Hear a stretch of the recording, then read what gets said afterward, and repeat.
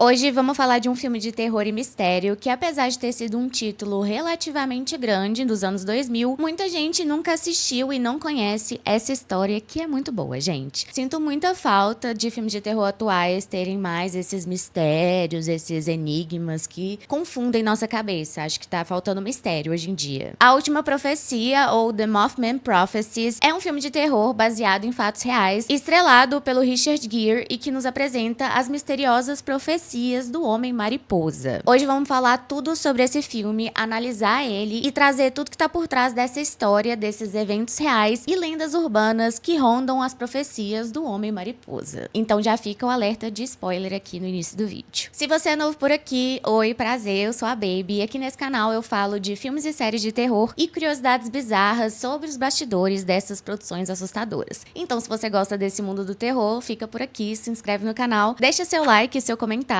e não esquece de me seguir nas redes sociais, que eu vou deixar aqui na tela pra vocês. Quase todo dia tem vídeo curto e toda semana tem pelo menos 2 vídeos longos. A Última Profecia, em inglês The Mothman Prophecies, é um terror sobrenatural lançado em 2002, dirigido pelo Mark Pillington, que mistura drama e mistério investigativo com uma atmosfera bem sombria, inquietante, e atualmente ele tá disponível lá no Prime Video. No elenco, o filme traz o Richard Gere como o jornalista John Klein, a Deborah Messing como sua esposa Mary Klein, a Laura Linney como a xerife Connie e o Will Patton como Gordon. Personagens que se envolvem em uma sequência de acontecimentos estranhos na pequena cidade de Point Pleasant. A história é inspirada no livro The Mothman Prophecies, publicado em 1975, do jornalista e parapsicólogo John A. Keel, que reuniu relatos e investigações de supostos avistamentos do Homem-Mariposa e outros fenômenos paranormais associados à região. E é justamente essa combinação de tragédia, presságios e medo do desconhecido que faz o filme ser lembrado como um thriller psicológico marcante do início dos anos 2000. O filme começa nos apresentando ao John Klein, um jornalista e repórter de sucesso do jornal The Washington Post, da cidade de Washington, D.C. Coincidentemente, e isso não foi planejado, esse filme se passa na época de Natal e o clímax do filme é na véspera de Natal e esse vídeo tá sendo postado também na véspera de Natal. Então, Feliz Natal, gente, é isso aí. Estou aqui dia 24, estarei aqui nas próximas semanas, vai ter vídeo normal, menos no dia 31, que não vai ter vídeo, mas o resto, gente,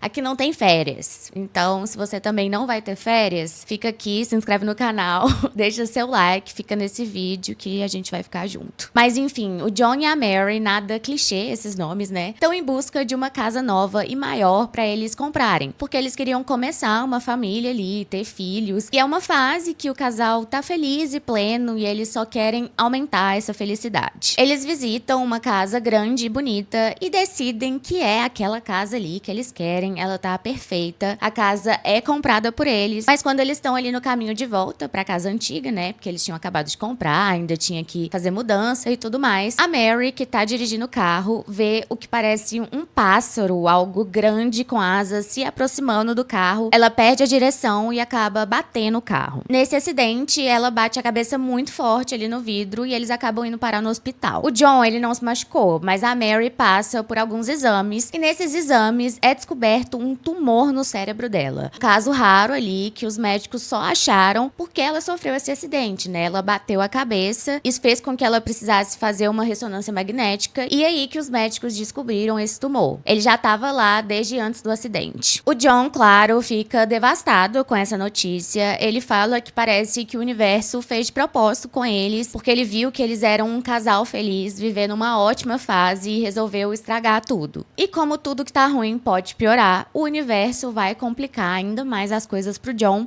porque a Mary acaba morrendo. Então, tipo, meio que da noite pro dia, eles passaram de ser um casal feliz, começando a vida juntos, pra simplesmente a Mary morrer por causa de um tumor terminal e o John se vê sozinho ali, sem a esposa. Bom, e antes de morrer, tá, gente, a Mary, meio confusa ali no hospital, pergunta pro John se ele tinha visto aquilo que ela viu no carro antes do acidente. Parece que ela viu alguma coisa ali na frente dela que fez com que ela perdesse a direção. Ela também deixa um caderno com vários desenhos que ela fez dessa criatura que ela viu, essa criatura estranha com asas e olhos vermelhos, uns desenhos assim bem bizarros. 2 anos se passam e o John tá ali tentando seguir a vida dele. Ele continua sendo um repórter de sucesso que inclusive tem uma entrevista com o governador marcada na cidade de Richmond. Vermont, pra qual ele decide ir com mais antecedência ali. De Washington DC, que é onde ele tá, até Richmond seria umas 2 horas de distância, mas ele decide ir na noite anterior, porque ele tava meio estressado e precisava dirigir ali e espairecer. Ele sai ali durante a noite e depois de um tempo dirigindo, o carro do John acaba estragando em uma rua deserta. Então ele resolve ir caminhando até uma casa que ele avistou ali pra poder pedir uma ajuda. Quem abre a porta é esse cara aqui, o Gordon. E ele simplesmente fica muito bravo com o John e aponta uma arma pra ele. E fica ameaçando ele ali, mandando ele ir embora.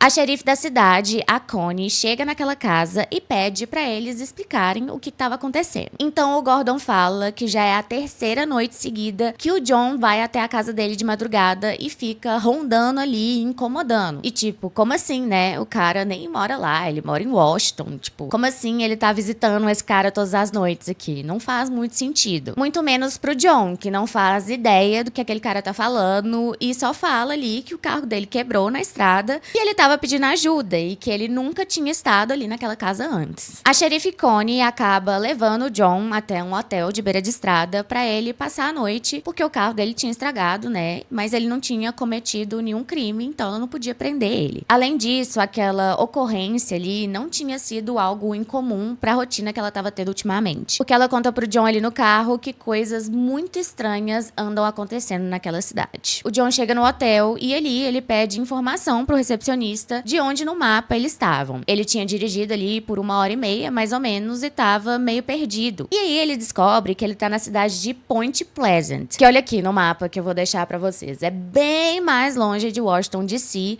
Ele ia demorar pelo menos umas 6 horas pra chegar ali, mas por uma razão inexplicável, ele chegou naquela cidade em 1h30. Tipo, loucura, né? Muito doido pensar que isso pode acontecer. O John, obviamente, acha isso muito estranho, né? Acho que qualquer pessoa acharia bizarro. E ele leva o carro dele pra consertar, mas aparentemente não tem nada de errado com o carro. E mesmo assim, na noite anterior, às 2h30 da manhã, o carro dele estragou e parou bem naquela rua, na casa do Gordon. Falando em Gordon, o John acaba se encontrando com ele ali na rua e eles têm uma conversa que aqui me pareceu uma tentativa do diretor de dar alguma conexão ali entre esses personagens pra justificar a relação que eles vão ter no futuro. E, tipo, na minha opinião, o filme, ele peca um pouquinho em dar uma profundidade maior aos personagens principais, mas eu até entendo isso, porque a história, né, é um mistério até que bem complexo, que pode ser um pouco confuso de entender, então eu acho que a profundidade vem mais em outras coisas do que nas relações entre os personagens ali. Nessa conversa entre o John e o Gordon, os dois acabam se entendendo ali. O Gordon fala que a xerife tinha ido conversar com ele, que ele tava de boa, vamos esquecer isso que rolou. E é isso. E aí o John meio que fala, tipo, ok, tamo de boa, mas eu não faço ideia de como eu vim parar aqui. Eu fiz um trajeto muito longo em pouquíssimo tempo e eu não sei o que tá acontecendo. Meio que tipo, cara, me ajuda, tô ficando doido. Bom, o John fica ali pela cidade e ele e a xerife Connie começam a investigar mais a fundo os casos de fenômenos estranhos que tinham acontecido ali. Uma senhora afirma ter visto o Homem-Mariposa, uma figura grande, preta, de asas, com olhos vermelhos, escondido ali num matagal perto da casa dela. Figura que um jovem casal que estava num local isolado durante a noite viu também por ali, o que deixou até uma marca no olho do garoto que avistou essa criatura meio pássaro, bizarra. Além disso, um outro homem diz ter recebido ligações misteriosas no meio da madrugada, que só pareciam chiados ali no telefone. Todos esses casos descreviam a criatura do Homem-Mariposa como a de um ser grande, com asas e olhos vermelhos, e tinham vários desenhos feitos ali pelas pessoas que avistaram ele. Desenhos esses muito parecidos com os desenhos que a Mary, esposa do John, fez antes dela morrer. O John também começa a receber ligações em que do outro lado ninguém falava nada, então ele resolve comprar um gravador ali pra tentar gravar o que estava acontecendo. Nessa loja de equipamentos que ele vai pra comprar o gravador, ele acaba encontrando com o Gordon, e o Gordon se abre ali com ele. Ele fala, olha, John, ontem à noite aconteceu um trem bizarro comigo.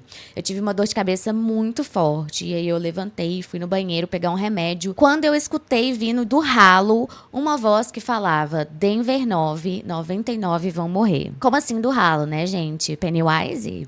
Pennywise!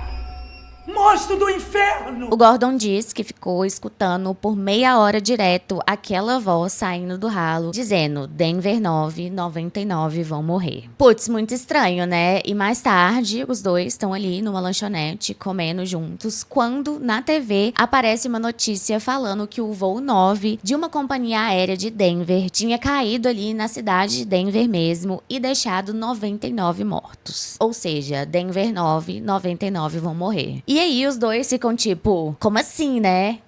Que isso? O que tá acontecendo? Será que esse homem mariposa tá aparecendo ali para aquelas pessoas para poder anunciar tragédias que vão acontecer num futuro próximo? O Gordon aparentemente tá recebendo profecias ali, prenúncios do que vai acontecer no futuro, mas ele não é o único que tá vivendo essas premonições. A Connie conta pro John que ela teve um sonho muito estranho ali, que ela tava no meio do oceano à noite, tava tudo escuro e ela tava ali na água se afogando e afundando.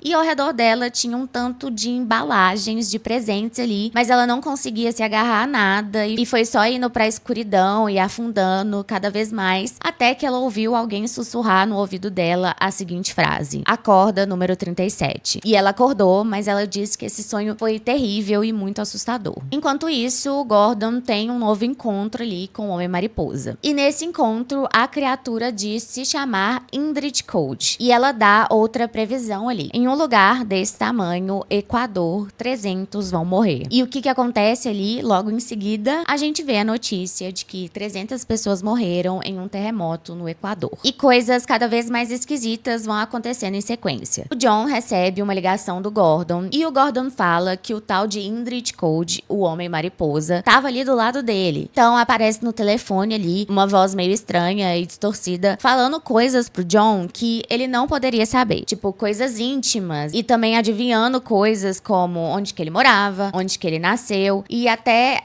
adivinhar coisas que estavam ali no hotel ao vivo mesmo, esse tal de Indrid Cold estava conseguindo fazer. Tipo, o John pergunta o que tá escrito nessa página do livro que eu peguei aqui. E o Indrid Cold no telefone responde direitinho, tudo certo. Então, de alguma forma, ele tá conseguindo ver o John ali. Nisso, a Connie, que tava ali junto com o John no momento dessa ligação, vai até a casa do Gordon pra ver se esse homem mariposa tava lá mesmo. Mas quando ela chega lá, o Gordon tá dormindo. Não tinha nenhum Indrid Cold lá dentro e ninguém tinha ligado pro John. Mas então, de onde que veio essa ligação, né? É um mistério. O John grava essa ligação, leva para especialistas e acaba identificando que aquela voz não é emitida por nada humano e sim, ela é um impulso elétrico. Algo que com certeza não era um som que era emitido pelas cordas vocais humanas. No meio de toda essa loucura, o John resolve buscar ajuda de algum especialista nesse assunto de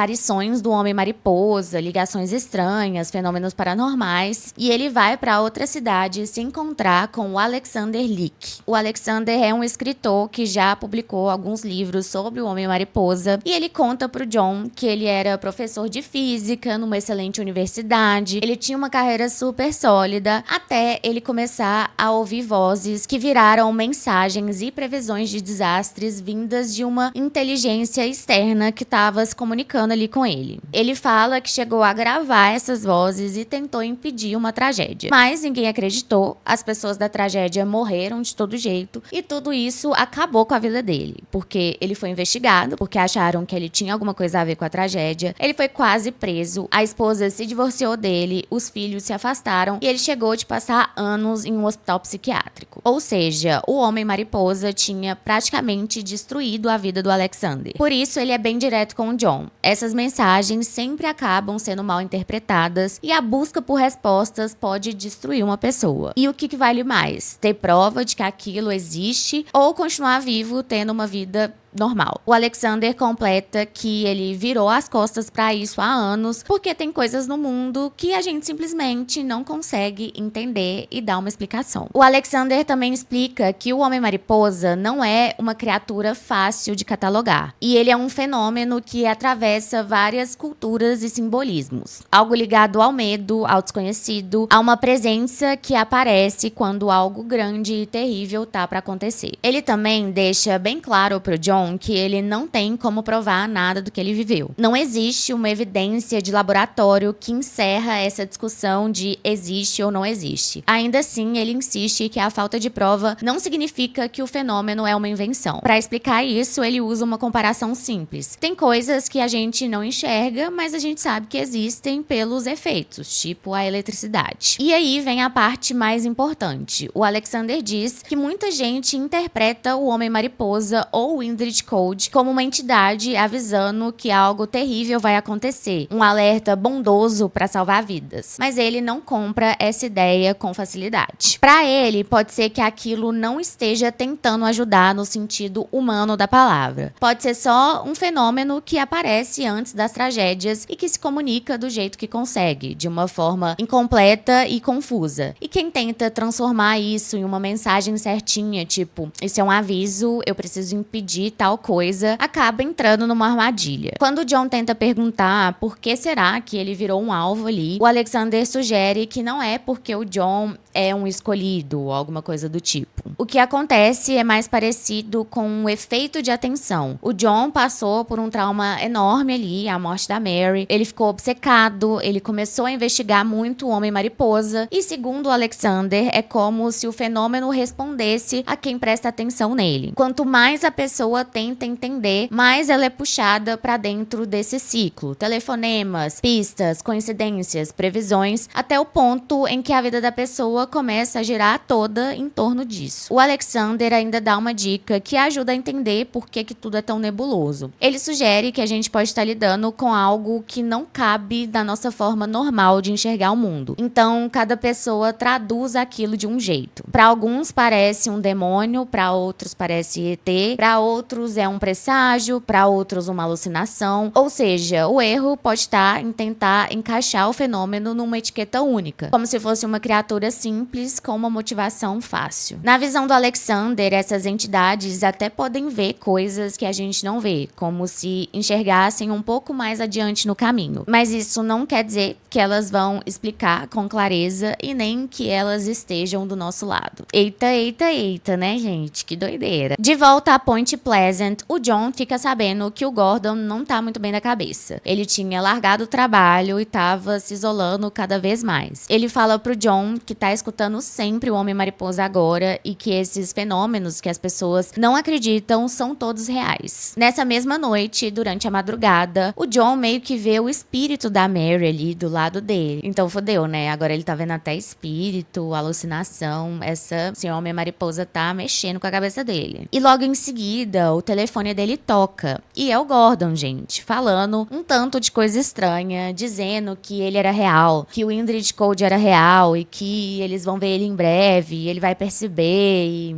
Enfim, o John acha esse telefonema muito estranho e vai até a casa do Gordon. E lá ele encontra o homem morto do lado de fora da casa. Parece que ele tinha tirado a própria vida ali, ficando exposto ao frio extremo. E mais bizarro ainda que isso, os policiais, peritos ali, determinam que provavelmente ele já tinha morrido há mais ou menos 6 horas. Mas ele tinha ligado pro John há 1 hora atrás. Então, como assim? Uma coisa não tá certa. Já tá todo mundo quase enlouquecendo ali com um tanto de coisa estranha que tá acontecendo na cidade. Várias pessoas estavam experienciando esses fenômenos de ligações estranhas surgindo, pessoas estranhas também aparecendo, até que acontece uma das coisas mais bizarras aqui. O John se encontra com a xerife Connie ali na delegacia e ela comenta bem tranquila ali, de boa: "Ah, apareceu uma mulher ruiva aqui na delegacia procurando por você." Só que conforme a Connie vai descrevendo essa mulher, o jeito, a aparência, o cabelo, o John percebe que ela tá descrevendo alguém que parece exatamente com a Mary, a esposa dele que já tinha morrido. Então agora, não só o John viu a Mary, a Connie também viu essa mulher. Ela chega a reconhecer quando o John mostra a foto ali na carteira dele. Então os dois tinham visto ali uma pessoa que já tinha morrido, né? Que era um fantasma, um espírito, não sabemos. O filme usa essa cena pra mostrar como a tal presença sobrenatural, o Homem-Mariposa, seja lá o que ele for, não tá só aparecendo aparecendo como uma criatura de asas. Ele também pode estar mexendo com a realidade de um jeito mais cruel. Ele tenta imitar as pessoas, confundir e puxar o John para um lugar mais frágil dele, que é a saudade da Mary. E por que, né, isso é tão importante? Porque o John tá tentando seguir a vida dele, mas ele ainda tá quebrado por dentro. Então, quando alguém diz, sua esposa te procurou, ela apareceu aqui, isso acende uma esperança meio que doentia nele. E se ela estiver tentando falar comigo? E se eu tiver uma última chance com ela? O filme quer que a gente entenda que esse fenômeno não tá só avisando tragédias, ele também tá brincando com os sentimentos do John e deixando ele cada vez mais preso nessa obsessão. Essa cena também serve como uma ponte pro resto da história. Depois dela, fica bem mais fácil o John acreditar em coisas como promessas, mensagens e premonições, porque o filme já plantou na cabeça dele e na nossa a ideia de que a Mary pode aparecer de novo, mesmo sendo impossível. O John tá completamente obcecado e enlouquecido ali por todas essas coisas do Homem-Mariposa e tal, e é aí que ele identifica mais uma premonição. Uma grande tragédia vai acontecer no Rio Ohio, que fica ali na cidade de Point Pleasant, onde ele tá. Por um momento, o John até chega a achar que a tragédia vai envolver a chegada do governador que tá indo pra lá. Mas essa tragédia vai acontecer mais pra frente e mais especificamente na véspera de Natal. Depois de meio que interpretar errado um presságio ali, que ele achava que ia acontecer na fábrica perto do rio e com o governador, e ter tentado salvar o governador de algo que nem aconteceu, o John, confuso, recebe uma carta dizendo que sua falecida esposa vai ligar pra ele na sexta-feira, que vai ser esse dia, né, véspera de Natal,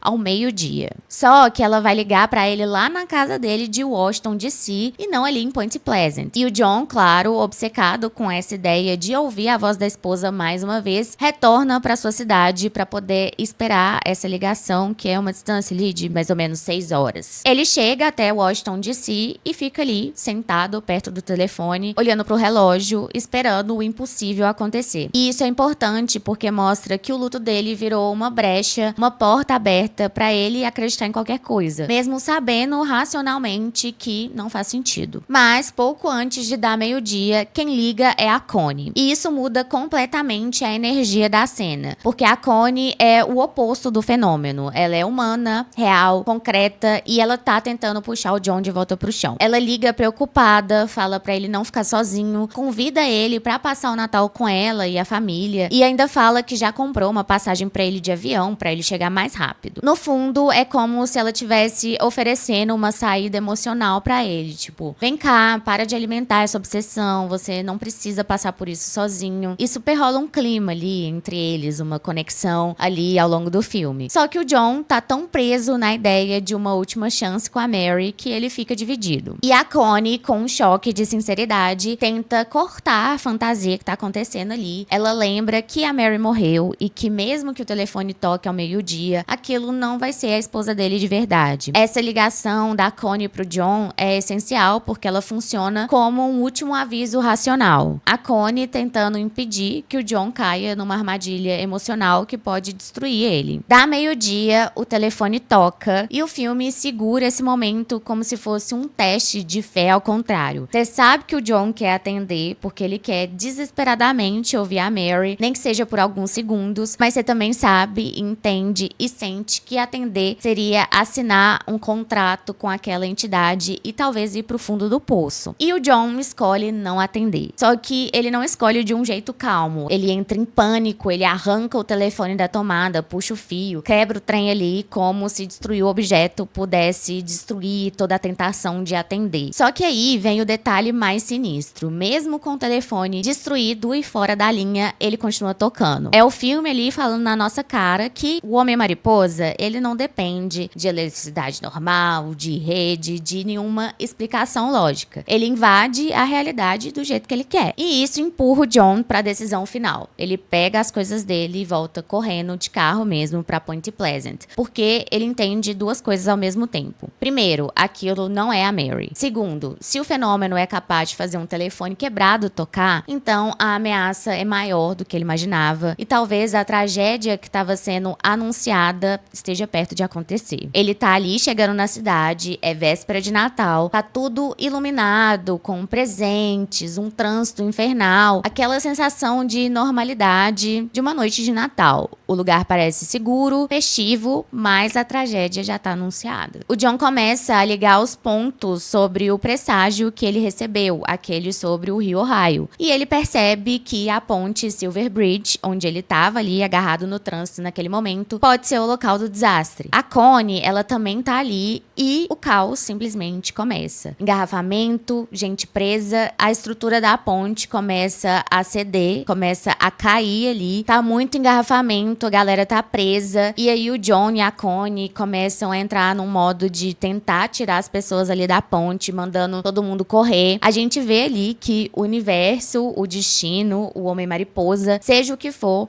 colocou o John ali naquele exato momento pra poder viver aquela tragédia. A ponte cai e é uma loucura, muita gente vai caindo e morrendo, e a Connie acaba ficando presa em um carro que cai na água. Lá no fundo, ela se vê afogando e afundando em meio a muitas caixas de presente, igualzinho o que ela viu naquele sonho. O John então se joga na água pra poder salvar ela e ele consegue resgatar a Connie com vida. Depois do choque e desespero de toda aquela situação, que é uma cena ali muito tensa, que rola uma total destruição da ponte, vem a confirmação de que 36 pessoas morreram. E a Connie ia ser a 37ª se o John não tivesse salvo ela. E isso explica aquela voz misteriosa do sonho falando acorda número 37. Babadíssimo. Explodiu a cabeça. Essa sequência inteira, a Connie ligando pro John, o telefone tocando ao meio-dia, o John destruindo o aparelho e ele tocando mesmo assim, serve pra mostrar que a história do filme não é só sobre resolver o mistério. É sobre como esse fenômeno paranormal do Homem-Mariposa pode manipular as pessoas e mesmo assim cumprir seu presságio. Porque mesmo com o John tentando agir corretamente ali, a tragédia acontece do mesmo jeito. E a gente sai com a sensação de que aquilo é algo maior, indiferente, que atravessa a vida humana como se a gente fosse pequeno demais para entender as regras. No fim, a Última Profecia funciona muito mais como um suspense sobrenatural de atmosfera do que como um filme que quer explicar tudo direitinho. Ele te prende pela sensação constante de inquietação, pelas pistas espalhadas e pelo jeito como o terror nasce do desconhecido ali e não de sustos fáceis de um terror mais convencional. A jornada do John, atravessada pelo luto e pela obsessão, deixa a gente com aquela dúvida incômoda que é o tema central do filme. Será que é todo um aviso, uma armadilha ou só um fenômeno indiferente que as pessoas tentam traduzir como mensagem porque elas precisam dar um tipo de sentido ao caos? E é justamente essa falta de respostas definitivas que faz o filme ficar na nossa cabeça. Porque quando ele termina, você não sente que você resolveu o mistério, e sim que você passou perto de algo maior do que qualquer lógica humana. Como se o sobrenatural ali não tivesse nem um pouco preocupado em ser entendido, só em existir. E, gente, falei de sustos fáceis, que é uma coisa que o filme não tem, né? Ele realmente não tem jumpscare nenhum, e isso, inclusive, tá? Foi uma exigência do Richard Gere. Desde o comecinho do projeto, o estúdio já queria o ator como primeira escolha para viver o protagonista John Klein, porque eles precisavam de um protagonista com um apelo comercial e ao mesmo tempo com cara de um homem real ali vivendo um trauma. E isso ia ajudar a vender o filme como um suspense mais adulto e não como um terror adolescente. Só que o Richard Gere não topou de primeira. Ele leu o roteiro inicial e depois recusou, justamente porque ele não curte esse tipo de filme quando a proposta é um susto mais fácil, um terror mais barulhento e um jumpscare mais tosco assim. E aí entra a insistência do diretor Mark Pillington e da produção também, porque além do fato que eles queriam o Richard Gere pela presença e credibilidade, existia também uma pressão prática. Sem um nome grande ali no filme, o projeto ia perder força e o orçamento corria risco de diminuir. O caminho do diretor então foi reescrever o roteiro e ajustar o tom, deixando a história mais centrada em drama, luto e paranoia, com um suspense mais psicológico e menos um terror tradicional. Quando esse novo roteiro chegou no ator, o Richard Gere levou um tempo pra decidir, ele ficou mais ou menos umas 2 semanas pensando, e ele só aceitou quando ele sentiu que o filme não ia ser um terror convencional, e sim um mistério sombrio e atmosférico, sem apelar pra essa questão dos sustos fáceis. E isso aconteceu no momento ótimo da carreira dele, tá? Ele já vinha de uma fase bem conhecida do grande público. Ele tinha feito filmes como Noiva em Fuga e Dr. T e as Mulheres. Ele estava super em evidência naquele começo dos anos 2000, com o filme Chicago de 2002 e o filme Infidelidade, também de 2002, circulando como projetos fortes. Esse clima sombrio e atmosférico do filme é muito construído pela montagem dele. A montagem é nada menos do que a forma como o filme foi editado, e nesse caso aqui a gente consegue perceber uma montagem mais desconexa e até um pouco confusa para algumas pessoas. A montagem de A Última Profecia é uma das coisas que mais definem o clima do filme, porque ela não tenta trazer uma história super linear e normal. Pelo contrário, ela trabalha para te colocar dentro do mesmo estado emocional do John. Um homem luto, confuso, vulnerável e aos poucos tomado por uma paranoia silenciosa, como se a realidade tivesse meio que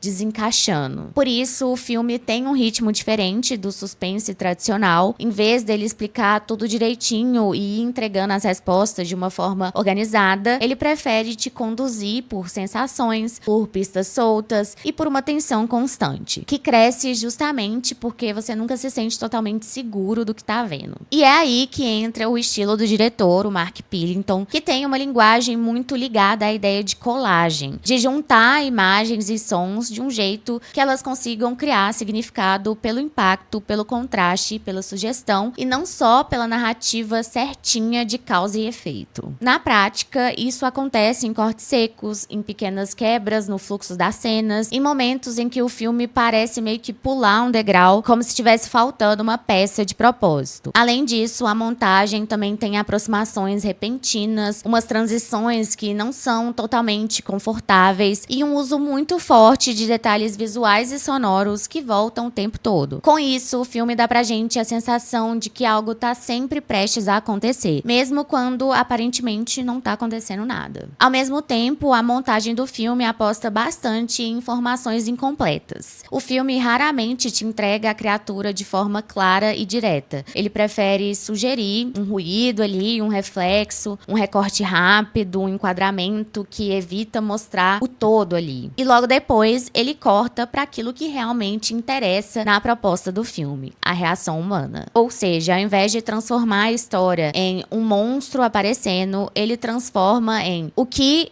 esse monstro aparecendo faz com a cabeça das pessoas. E essa escolha combina exatamente com o tema central do filme e toda a vibe dele, que não é só sobre uma lenda urbana, mas sobre destino, presságios e a nossa necessidade de dar sentido ao que parece impossível. Outro detalhe importante é como a edição repete algumas coisas ao longo do filme. O toque do telefone, certos sons, os pontos vermelhos, a sensação de sinal aparecendo de formas diferentes. Com isso, o espectador passa a ficar condicionado. Qualquer detalhe meio que vira suspeito ali. Qualquer coincidência parece um aviso, um presságio. Qualquer silêncio ali vira uma ameaça. Em outras palavras, o filme te treina a esperar a tragédia. E isso é muito inteligente, porque o tema do filme é justamente isso. Quando você acredita que existe um presságio, você começa a enxergar esse presságio em tudo. A montagem, então, do filme não só conta a história, ela te coloca ali dentro do mecanismo do medo envolvendo esses presságios. Uma outra coisa bem interessante, que também se relaciona diretamente com o mistério e com o terror psicológico de A Última Profecia, é essa capa aqui, que é uma das capas oficiais do filme. Ela se parece com um teste de Rorschach, que é aquele teste dos borrões simétricos, que é usado geralmente para identificar traços de psicopatia, e não só para isso, tá? Eu acho que ele é usado para outras coisas também. Na arte dessa capa, você não tem nenhuma imagem explicada do Homem-Mariposa. A gente tem um borrão escuro, espelhado, e o nosso cérebro faz o que ele sempre faz. Tenta encontrar algum sentido. De longe, o formato pode lembrar asas abertas, um corpo no centro, às vezes até um rosto, ou uma figura que parece te encarar. Ou seja, a capa já te coloca no mesmo estado do filme, que é esse lugar desconfortável de eu tô vendo alguma coisa, mas eu não tenho certeza do que é. Bom, e como eu falei lá no início do vídeo, esse filme é baseado baseado em fatos reais. Mas como assim? Quais fatos reais? Essas tragédias aconteceram mesmo? O Homem-Mariposa existe? Vamos em partes, começando aqui pelo Homem-Mariposa. A lenda do Homem-Mariposa é um dos casos mais famosos do folclore moderno dos Estados Unidos. E o berço dela é a cidade de Point Pleasant, na Virgínia Ocidental. O que existe de registrado sobre isso são relatos de testemunhas que viraram notícia, principalmente o fato de que a própria polícia local chegou a receber depoimentos oficiais. Um dos episódios mais citados aconteceu no dia 15 de novembro de 1966, quando 4 jovens disseram ter visto uma figura alta, humanoide, com asas e olhos vermelhos, perto de uma área conhecida como TNT Area, uma antiga região ligada a depósitos de munição. E esses jovens afirmaram que aquela criatura tinha seguido eles por quilômetros. Eles foram até a delegacia, relataram o caso a um xerife e no dia seguinte rolou até coletiva de imprensa e uma onda de cobertura da mídia, com o apelido Homem-Mariposa pegando, justamente porque os jornais e o público começaram a tratar aquilo como um monstro meio Batman do interior. A partir daí, os relatos continuaram por meses e a cidade de Point Pleasant virou um lugar onde muita gente começou a procurar alguma coisa, desde curiosos até pessoas armadas tentando caçar o suposto bicho, o que também ajuda a explicar por que essa história cresceu tanto. Quando uma cidade entra nesse modo de pânico mais curiosidade, tudo meio que vira um sinal, qualquer barulho vira uma prova, qualquer luz vira coisa ali do Homem-Mariposa. O ponto de virada vem quando a lenda começa a ser ligada ao colapso da ponte Silver Bridge, que ficava em cima do rio Ohio. A ponte realmente desabou no dia 15 de dezembro de 1967 e 46 pessoas morreram. A causa técnica do desastre foi atribuída a uma falha crítica em uma peça, além de o tráfego e as cargas da época já excederem o que a estrutura suportava. A lenda, então, ganhou essa cara de presságio. As pessoas viram o Homem-Mariposa e depois veio a tragédia. E olha só, além da tragédia da ponte, muita gente já diz ter visto algo parecido com o Homem-Mariposa antes das tragédias de Chernobyl e também do dia 11 de setembro. Babado, né, gente? Mesmo sendo uma lenda urbana, sem nada confirmado, o Homem-Mariposa virou um ícone na cidade de Point Pleasant, meio que como o ET de Varginha virou lá em Varginha. Amo fazer comparações com o ET de Varginha, porque eu amo ele. Hoje em dia, a cidade tem atrações como o Museu do Homem-Mariposa e também o Festival do Homem-Mariposa, que chega a reunir cerca de 20 mil visitantes, além da estátua que também tem lá do Homem-Mariposa, que foi inaugurada nos anos 2000. Gente, que doideira, né? Pra mim, esse filme é tudo. Esse mistério do Homem-Mariposa, ele explode a cabeça e dá vontade de ficar horas e horas lendo relatos sobre o Homem-Mariposa, mas tem que tomar cuidado, né, gente? Porque senão aí eu vou entrar num buraco do Homem-Mariposa, vou ficar doido, eu vou achar que eu tô vendo ele, eu não quero ver ele não. E vocês, já assistiram A Última Profecia? O que vocês acham desse filme de terror que marcou presença ali nos anos 2000? Deixa aqui sua opinião nos comentários, que eu amo ler a opinião de vocês sobre os filmes que eu trago. E não esquece de deixar seu like e se inscrever aqui no canal. Beijos aterrorizantes, Feliz Natal e até o próximo vídeo.